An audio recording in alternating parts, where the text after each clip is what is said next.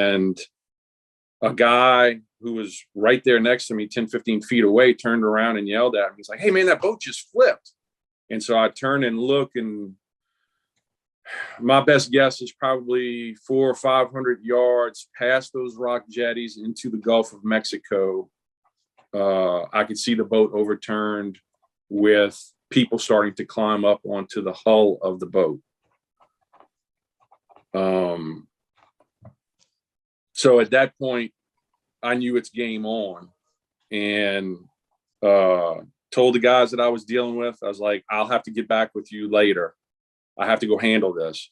So I turned and literally started running off of the beach to try and get back to my patrol unit, which was parked a considerable distance away from me.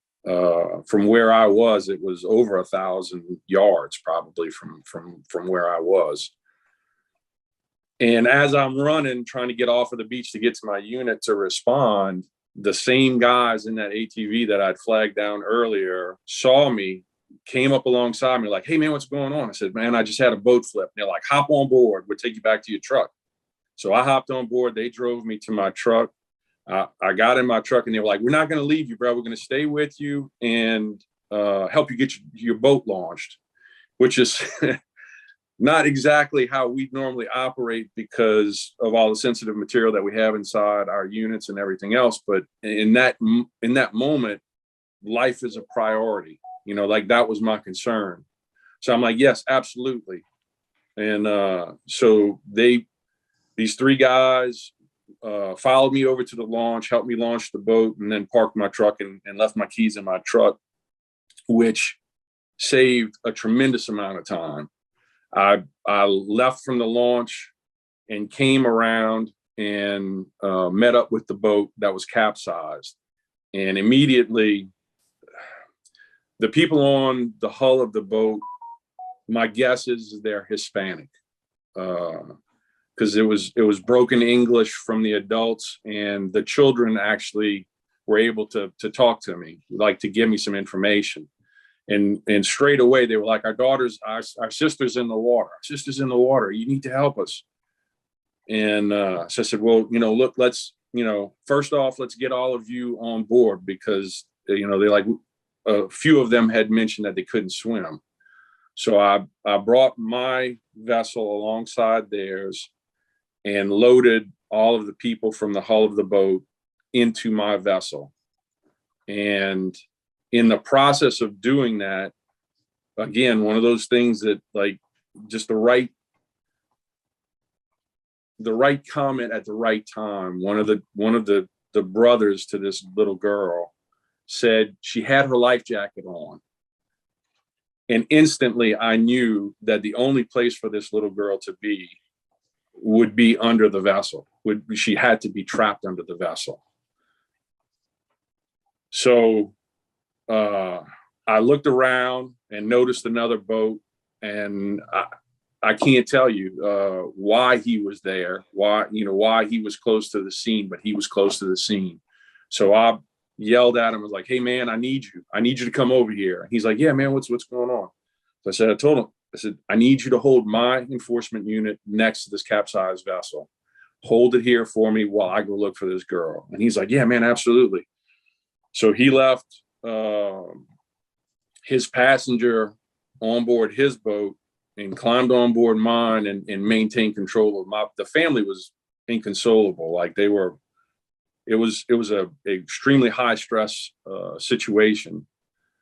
And they just shut down, which happens to people. And I'm not knocking the family. It's your loved one that's in the water.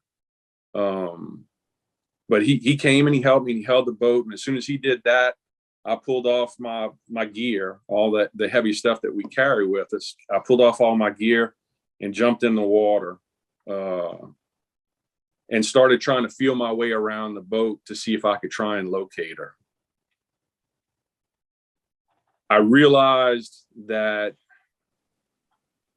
I couldn't do it safely to try and get underneath the vessel and try and locate her by trying to swim under the vessel to try and locate her.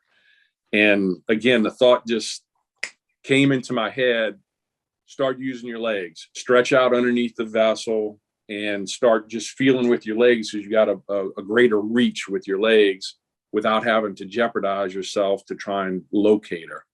So I worked my way from the back end of the vessel to the front end of the vessel. And when I got to the front end of the vessel, I felt what I was fairly confident was her. So I, took a couple deep breaths, dove underneath the boat, felt where I thought I had felt her, with my hand, and grabbed a hold of her shirt and I think part of her PFD, and pulled her out with me. When I pulled her out with me, and she broke water, I could see she was gone. Like her eyes were open. Her eyes were open, but like they were not focused. She was, just had a blank stare, I guess is maybe the best way to put it. So when I got her clear of the water, the gentleman that was helping me out on my boat hopped onto the hull of the boat, came and grabbed her from me and brought her back to the enforcement vessel. And they took off her PFD, but didn't start CPR or anything. So I swam around to the back end of my vessel, reboarded my vessel, saw that they were not doing CPR with her, and I was like, give her to me. Like, you give her to me.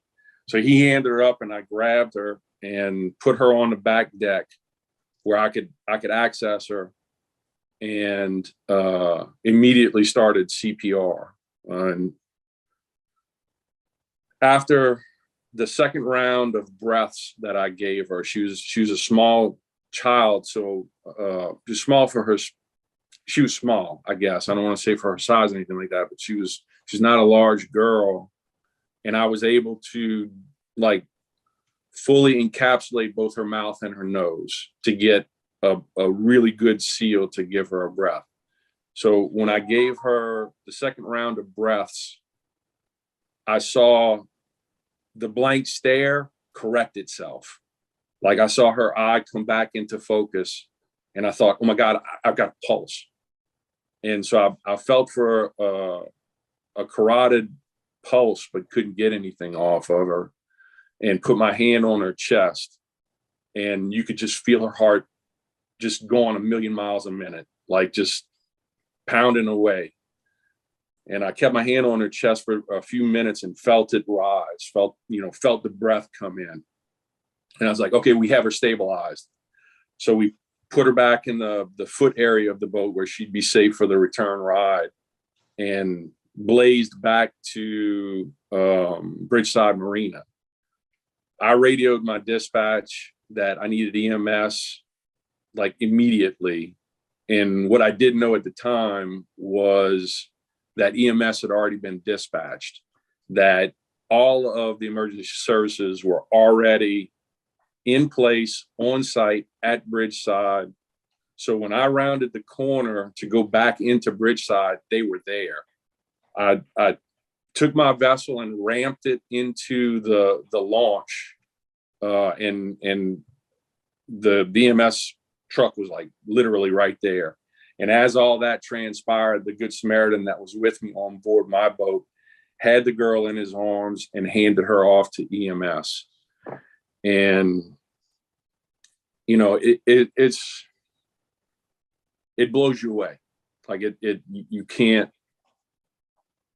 There aren't words for it to understand everything that happened.